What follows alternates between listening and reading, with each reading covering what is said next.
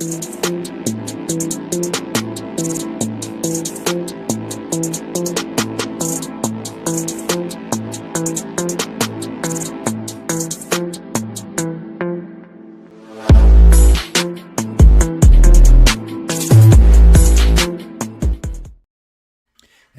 and what is up, everybody? It's me, Marty the Meatman here, your host of Cross Court Coverage, your All-NBA Celtics-focused podcast, proudly brought to you by Boston Sports Zone.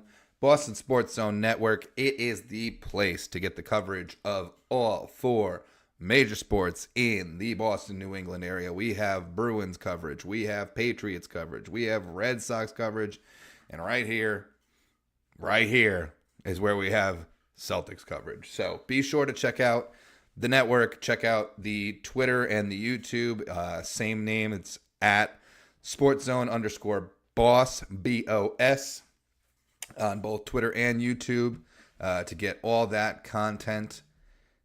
Also, we would love to shout out, oh, why did it not go big? Why is it not going big? Let's do it again. Nah, that didn't work. There we go.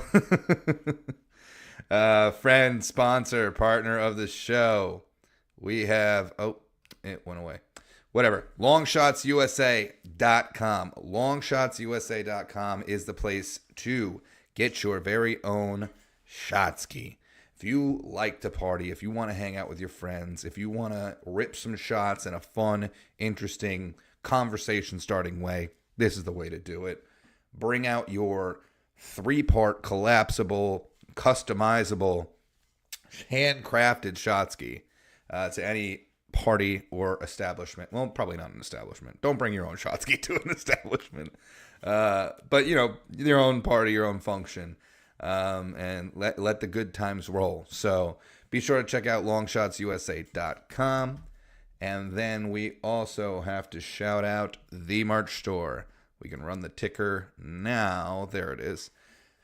Go to cross-court-coverage-shop.fourthwall.com to check out the merch store. When there, you'll be greeted by this lovely little opening page. You can check out the collection by clicking the Explore the Collection button.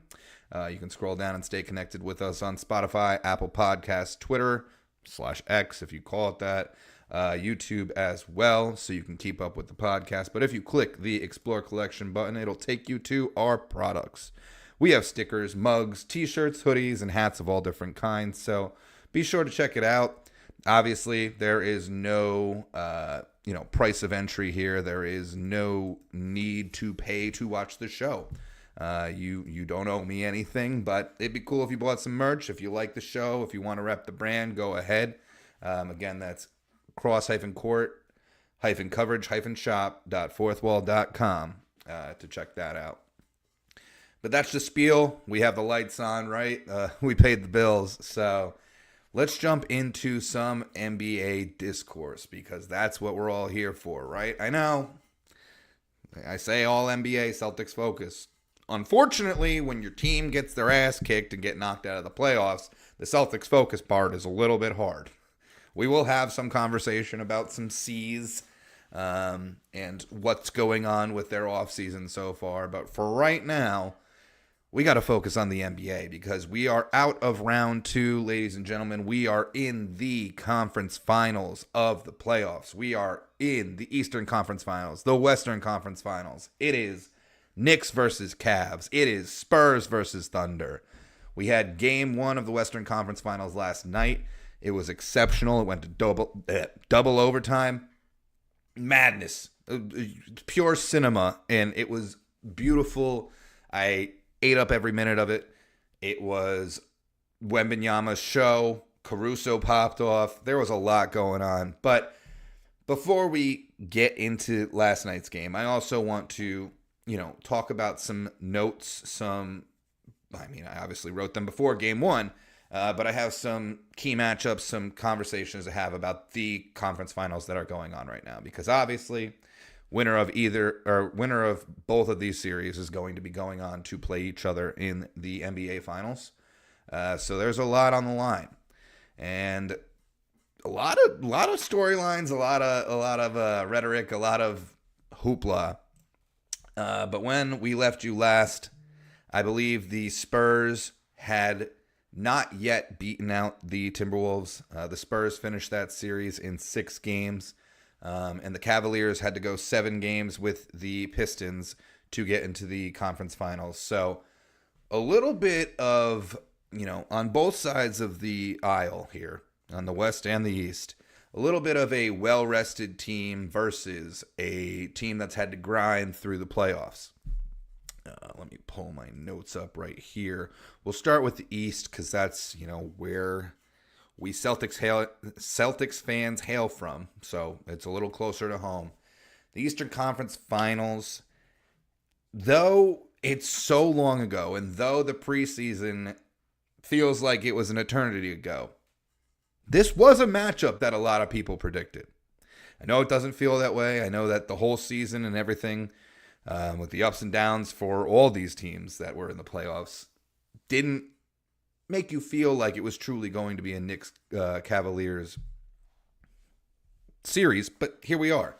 A lot of pundits had it this way. A lot of people believed in Cleveland. A lot of people believed in the Knicks. And lo and behold, by trials and tribulations, both teams are here. Like I said before, the paths couldn't be more different. The Knicks have won 7 straight playoff games since after going down 2-1 to the Hawks. They've been red hot. They've been on fire.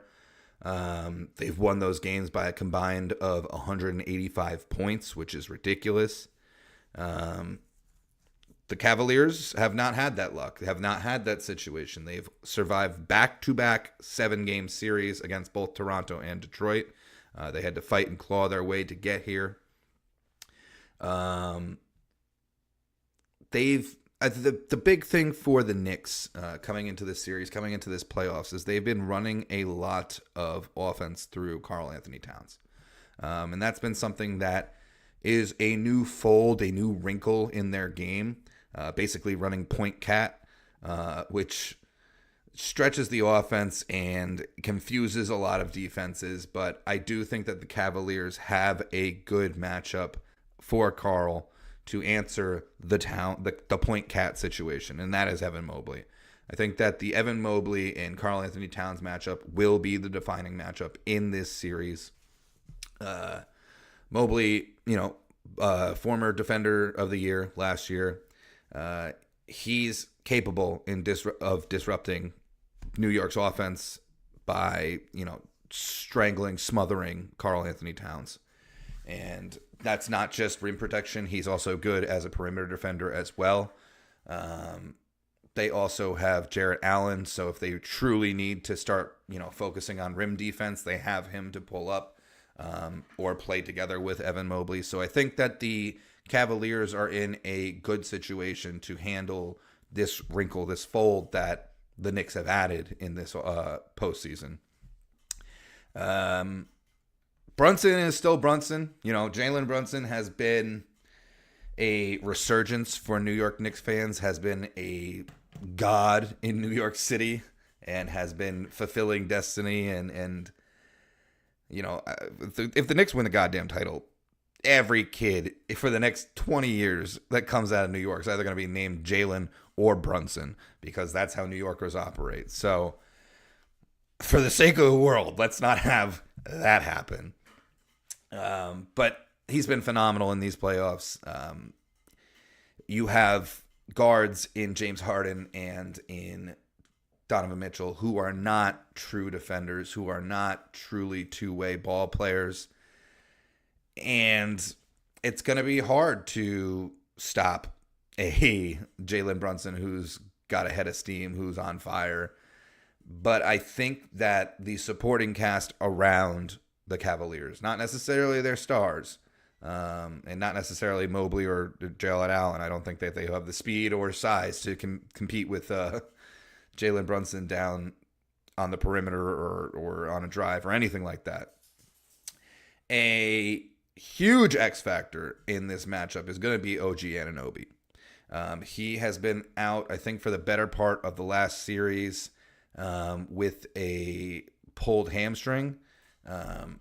He's been playing very, very good basketball for the Knicks. And so it depends when he comes back in this series. It depends how he comes back, if he's playing hurt or if he's playing injured or if he's 100%. Like, that could be a defining factor. There's a lot of things in this series that you have to watch and that you have to pay attention to because, well, yes, the Knicks probably best defender, in OG Anunoby is out to start this series. I don't believe he's playing game one. Let me just double check that real quick for you because I don't want to just be lying. OG is a game time decision, and it is 7-11, and the game starts at 8, and we have not had a clear decision yet as of ESPN. If anyone else has heard anything else, then blame ESPN, because that's the reporting I decided to go off of for that injury report. Fatigue is another factor. The normal conversation of fatigue versus rest. You know, you come in tired from back-to-back 7-game series for the Cavaliers, and yes, they've been in fistfights, and yes, they've been, duking it out, but that gives you a little bit of a fire under your ass. That gives you a little bit of momentum going into the next series. You could also argue the complete opposite side of the coin. The Knicks have been resting. They haven't played basketball in a full week. Is that a cool down period? Is that, time for some rust to settle in? Is that time for some injuries to bother them? Or is that time to just get right, get ready, and come in and be ready to punch someone in the mouth? You never know. It changes from series to series. It changes from player to player. But those are both very real factors in this series as well. I think, in my opinion, in everything that I've just said, without being so biased against the Knicks, I still am going to choose the Cavaliers in this series. I think the Cavs can take it in 6. You're going to need lights out shooting from James Harden, who has been proving that he is no longer a playoff choker, or at least not so, not as of this playoff series, or this playoff run, I should say. But the Cavs have the chip on their shoulder. And yes, you can point to this playoff run and say 2 back-to-back 7-game series, that's a chip on your shoulder. Sure. You've had to fight to get to the conference finals. You want to fight to get to the finals. Sure. I'm more talking about the fact that Brunson himself has already sent Cleveland home back in 2022. And there is no doubt in my mind that Cleveland remembers that, and Cleveland has a chip on their shoulder, because a good chunk of this roster was there in 2022, and I'm sure they're gritting their teeth, ready to bring the pain to the New York Knicks. So yeah, I have Cavs in 6. Am I crazy? Who knows? We never know. We've been doing this for 3 years. If you haven't figured it out yet, I don't know what to tell you. And now for the Western Conference matchup. Obviously, these notes that I'm about to give you were written prior to the game last night. I don't think it necessarily eliminates any validity to them. I think a lot of what I wrote down and what I had as, points still hold true based off of what happened last night. But we'll go into my overview of the series of the Thunder versus the Spurs, and then we'll dive into last night's game. So, OKC has had looked unstoppable in these playoffs. They were 8-0 in the playoffs. They're defending champs. They have ridiculous depth, and they are dominant even without being fully healthy. Obviously, last night, J-Dub did play, so back closer to full strength. But they don't necessarily need every player on their roster, because they are so deep, because they are so talented, because they are running it back, because SGA is back-to-back MVP, which don't even get me started about SGA back-to-back MVPs. Where is the justice in this world? Who decides this goddamn award? Because Nikola Jokic has been robbed 3 times in his career. And that was the Embiid MVP, and both of these SGA MVPs. And I don't care if you're an SGA stan. I don't care if you're an OKC fan. You got to be real. You got to keep it a buck. Joker is the best player in the NBA, hands down, season in and season out. And they just don't want to give it to him anymore. He's got like 3. I think he's got 3, which also they wouldn't give it to him 3 times in a row. Yeah, he's got 2 in a row, and then he missed because of Embiid, and then he won again, and then it's been SGA twice. Cool. SGA is a great player when he's not flopping, but a lot of what he does and a lot of where his points come from is from flopping. And yeah, I get it. It's part of the game. It's written in the rules. Flopping's supposed to be a technical, but they don't call it. I don't want to get into that just yet or right now. But SGA, back-to-back MVP. That means something to someone. So when you look at the Thunder, you have the back-to-back MVP. You have a collection of depth, a collection of talented guards and forwards all around him. The center position is very stacked as well with Hartenstein and Chet Holmgren. But the thing about it is that OKC hasn't had, the Spurs have not had an OKC problem. San Antonio has won 4 of the 5 regular season meetings and is consistently giving OKC issues. They have this guy called Victor Wembanyama. I'm not sure if you've heard of him. He's a giant alien who plays basketball. He's phenomenal. And him and his crew, I will also give credit to the Spurs. They have insane depth as well. They are very young. They are very talented. And I don't think we've seen the ceiling on any of their players. Maybe Foxy, but he's not technically included in that young core. The main storyline here is going to be, how do you shut down Victor Wembanyama? What is the OKC Thunder defense going to do? They expect to throw defender after defender at him, whether that be J-Dub, whether that be Alex Caruso, whether that be Lou Dort, whomever it may be in this series that they throw at him. You can't stop Wemby. Wemby is a one-of-one freak creation that was made in a lab light years away and shot down to earth to play basketball. Again, the alien rhetoric is not going away. This guy's a freak, and I absolutely love him for it.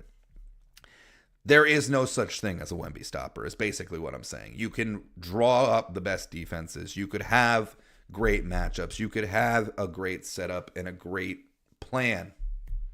And he's going to do alien type shit. He's just going to go out of this world. A big note that I had going into this series is, can OKC keep Wemby out of the paint? If, Chet Holmgren's spacing the floor and can hit his shots, then the Thunder offense opens up completely. That's a big if on Chet. And we'll get into why I am leaving that as a cliffhanger. SGA is also going to be seeing a million different defensive looks in this series. The Spurs coaching staff is not dumb. They are a talented crew. They are of the Popovich lineage. They know how to coach a basketball team. They know how to draw up defenses. And they are going to set traps and doubles constantly for SGA to kind of fight through. But the problem is that just doubling SGA or just trapping SGA isn't good enough anymore to beat the Thunder, because they have other creators on their team. If you overload on SGA, someone else is going to pop a shot. Someone else is going to get the assist to the cutting man. Like, you have to be very tactical in how you play defense against the Thunder. And this is going to be a chess match of a series. I think it's going to be, yes, there's talent galore in this matchup on both rosters, but it is going to come down to coaching. It is going to come down to decision making. It is going to come down to game planning and adjustments. There's a quiet X factor looming in this series, and that is AJ Mitchell. He has been a legit backup to SGA, has been a legit replacement in the lineup when anyone seems to be injured for OKC. He has been a come-up story, which, of course, the Thunder don't need. They have enough talent on their goddamn team to have one of their bench players be this awesome come-up story this season. But, hat tip to AJ Mitchell. He is, I'm not going to say SGA light, but there are shadows of SGA in his gameplay. He gets to play with one of the best players in the league. He gets to practice with him. He gets to be in film rooms with him. He has learned a thing or two, and it is showing this season for sure. One big thing that could swing this series is corner threes. OKC's defense is designed to intentionally leave them open. San Antonio hits those shots consistently. This series could become a war of just corner bombs if OKC doesn't really kind of shy away from that thing they've been doing all year. But the thing they've been doing all year has been winning them games, has made them the number 1 seed in the West. So again, here's the chess match. Do you go away from your identity if it starts to blow up in your face, or do you double down? I'm not Dagnall. I don't need to make that decision. It's going to be fun to watch that decision play out in real time. A lot of people around the league are saying that whoever wins this series is going to be our finals champion. I don't necessarily agree with that. I do think that this is a very hype series. I do think that this is going to be slightly better of a series, but I do not think that the finals will be bad regardless of any of the 4 teams being in it. I think that there is a case to make that any of the 4 teams that are still standing could be champions by the end of the year. And given what I said about the Cavaliers winning their series, I have to tell you what I think about the Western Conference series, and that will be that the Spurs win this series in 6. Yes, I have the Cavs in 6. I have the Spurs in 6. I said it last week. I'll say it again. I do not want a blue and orange team in the finals. I do not want to see New York in the finals. I do not want to see the Thunder in the finals. And I want to see the NBA continue down the path of parity and continue down the path of different champions every year, because that's good for the game. That's good for the sport. That's good for the fans. That's good for markets. That's good for everything. But also, fuck New York. Bing bong, fuck your life. Like, I am not rooting for the Knicks. So that's more of a hate watch on that side. As for the Spurs and Thunder, it's not a hate watch. It's not like I disdain the Thunder. I have a very weird spot in my heart for the Oklahoma City Thunder. On the come up, as they were developing, as they were, tanking and sold everything, got everything for Paul George. I was a fan of what they were doing and what they were building. And I, last season was like, congratulations, you did it. Like, this is how you build a roster. This is how you get there. Look at what you've done. And now they're a fucking powerhouse. And it's like, okay, that come up rhetoric and that come up story is old news. I don't care about it anymore. I see who you are. You're terrifying. Please go away. So much like the era of the Golden State Warriors being fantastic, this is pre the snake joining them, but they did it homegrown for the most part. I hated that Warriors team. I'm starting to hate this Thunder team, and it's only because they're good. It's only because they're scary. It's only because every single season we're probably going to see them in the conference finals. And given how young both these teams are, this could be the Western Conference Finals for the next few years between the Spurs and the Thunder. But I give the edge to the alien. I give the edge to the young guards in Castle and Harper. And yeah, I might be in the minority with both those picks, but I don't really care. I'm the one sitting here in front of the camera with the microphone, and I can say whatever I want. So, Cavs in 6, Spurs in 6. If I'm wrong, I'm wrong. If I'm right, woo! But with that being said, we will discuss yesterday's game, the first game of the series in the Western Conference. Wild. Like I said, went to double OT. Was jaw-dropping. The Spurs end up winning game 1, 122-115. Victor Wembanyama's stat line was ridiculous. He had 41 points. I believe 24 rebounds. Let me just pull it up. There he is. 41 points, 24 rebounds, 3 assists, 1 steal, 3 blocks. He hit a logo range 3 to tie the game for no goddamn reason. He's standing by himself with no defenders on him down near the OKC Thunder logo and goes, I can do it. Bang. Craziness. It is just a sight to see when Victor Wembanyama is playing high-level basketball. He did not do it alone, though. Dylan Harper had 24 points with 11 rebounds, so he got himself a double-double. Stephon Castle had probably the worst triple-double you could have. He had 17 points, 6 rebounds, 11 assists, but also 11 turnovers.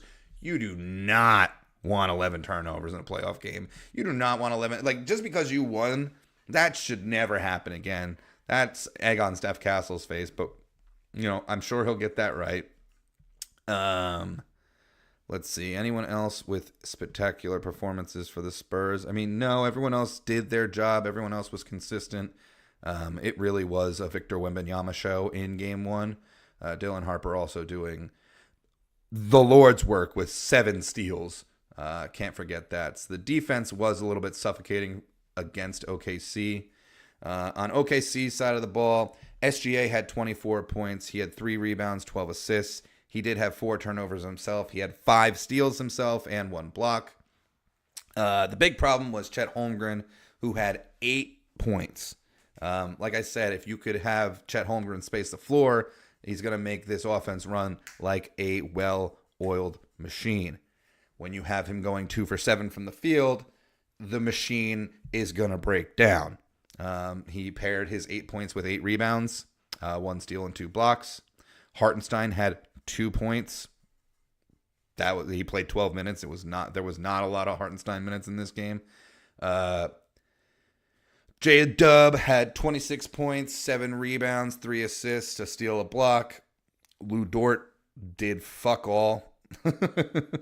But Caruso himself had 31 points, 2 rebounds, 1 assist, 2 steals, 2 blocks. So Caruso had himself a night. But when you have Chet falling apart, when you have Lou Dort doing nothing, when you're not really utilizing Hartenstein, you're not going to win the games because you're not playing the game script that you normally play. Caruso is not supposed to be a leading scorer on your goddamn team. Nice to see him step up in the moment, but it turned into an L for your team. Obviously, the Spurs out-rebounded the Thunder 61-40. The Spurs, because of Steph Castle's 11 turnovers, did lose the turnover battle. The Spurs had 23. OKC had 15. Shooting-wise, not far apart. Spurs shot 43% from the field. OKC shot 41%. Beyond the arc, OKC had the edge. They hit 38% of their shots beyond the arc, and the Spurs hit 30%. But there's just something about the control and the pace and the way the floor moves when Victor Wembanyama is cooking. That was too much for OKC to handle in game 1. Now, I'm not saying that that's just going to be a series the whole time. I don't think that Wemby's going to go off for a 40-burger every night with 20 rebounds. I mean, it's very possible, but unlikely. I think they will come correct for the next game. I probably see OKC getting a game at home So probably winning game 2, and then it's off to San Antonio for them. But that is everything for the conference finals so far, and looking ahead to them. Like I said before, 30 minutes until the Knicks and Cavs tip off game 1. So get your popcorn ready. I do think it's going to be a good series. I know a lot of people have been saying, oh, it's nothing compared to the Spurs and the Thunder. Mind your manners. It's going to be a good series. I think there will be a lot of fun and a lot of, chirping and back and forth, and it'll be worth the money. And by money, I mean what you pay for streaming services, because I think you need 6 streaming services to watch all the playoff games. But we're in Adam Silver's world. And then just to round it off, just to talk about the Celtics a little bit, because look at where we are. Look at what I'm wearing. Look at what we do here. Got to talk about the C's. Stephen A. Smith and Kendrick Perkins have personal vendettas out against Jaylen Brown. Jaylen Brown has a personal vendetta out against Stephen A. Smith too. He said, fuck Stephen A., Stephen B., Stephen C. Poetic, JB. Love to hear it. You got fans torn apart by JB going on Twitch and chirping Stephen A. Get over it. He's allowed to do whatever the fuck he wants. It's his offseason. He is obviously not in the playoffs. He can be at home and do whatever he wants. He chooses to go online and stream and talk about the NBA and talk about what this season meant to him and everything like that. He's allowed to do it. He has all the right in the world to do it. And obviously, him and Stephen A. are beefing about the fact that Stephen A. doesn't think he has a right to do it. And Jaylen Brown said, fuck you. And Stephen A. took that personally. He's coming out with threats and all this bullshit. He said he's going to find some dirt and expose him. Sit and spin, Stephen A. You're not going to find shit on Jaylen Brown. He is squeaky clean. He's a great guy. And he means no harm to anyone. You're just butthurt because he's calling you out for being a shitty journalist, which you are, and we've all been saying for a long time. ESPN's product is dog shit. You're a main cause of that, but who am I? Just a lowly grassroots guy sitting in his basement with the microphone. But Perkins, on his tirade, said that he's been talking to former Celtics legends. He quotes himself saying that they aren't happy with what JB's doing. Show your receipts. If you're going to go out there and make claims, Mr. I'm not invited to the fucking parade, Mr. Nobody in the organization fucking likes you, Mr. I want to shit on the Celtics every opportunity that I get because I'm bitter, Perk, state your sources. Who's talking shit? If you can't name names, then shut your fucking mouth. Fair enough? If you got people hiding behind you, Perk, which, again, listen to the sentence I just said. You think there are people hiding behind Kendrick Perkins? No. If anyone has a problem with JB, they're not going through Perk to tell him. They would tell JB to himself. Because JB is connected with this organization. Because JB is connected with veterans from this organization and in the NBA. And you can have whatever opinion you want on Jaylen Brown being on Twitch and talking about his feelings and expressing his thoughts and beliefs. It's a free fucking country, and the last time I checked, we all have First Amendment rights, so he can do whatever the fuck he wants. If you don't like it, change the channel. It's that easy. And lastly, and my Celtics rant, because that's what this segment is right now, because we're in the goddamn offseason. It's day 15 of the Celtics offseason, and I feel like it's been 7 fucking years with the way that half of these people are talking. Half of these people being media pundits, being fans, heavy on the air quotes, being anyone on the timeline, being anyone like me with a microphone. A lot of shit talk, a lot of speculation, a lot of, okay, who's going away? We're getting Giannis. I've said it once and I'll say it again. Nobody who's truly a Celtics fan thinks that Giannis Antetokounmpo is the answer. You'd have to lose a J to get him. So you're already losing out that trade. If you were to do that trade, he hasn't been healthy for a whole season in 5 years. So why would we do that? He's one-dimensional. He has zero bag. He is bully ball, run to the rim as hard and fast as he can, and take 13 seconds to rip foul shots. I don't want to watch that, let alone have that on my team. And he's not, this is the big thing that came out today, is that this is why the Celtics need Giannis Antetokounmpo. We don't have an answer for Victor Wembanyama. The whole fucking NBA doesn't have an answer for Victor Wembanyama. We couldn't get through the goddamn East. Let's worry about that first before we worry about Victor Wembanyama. There are 31 other teams in this league. No, there aren't. There's only 30 teams. There are 29 other teams in this league who are trying to figure out the Victor Wembanyama problem. Giannis is not the answer for any of them.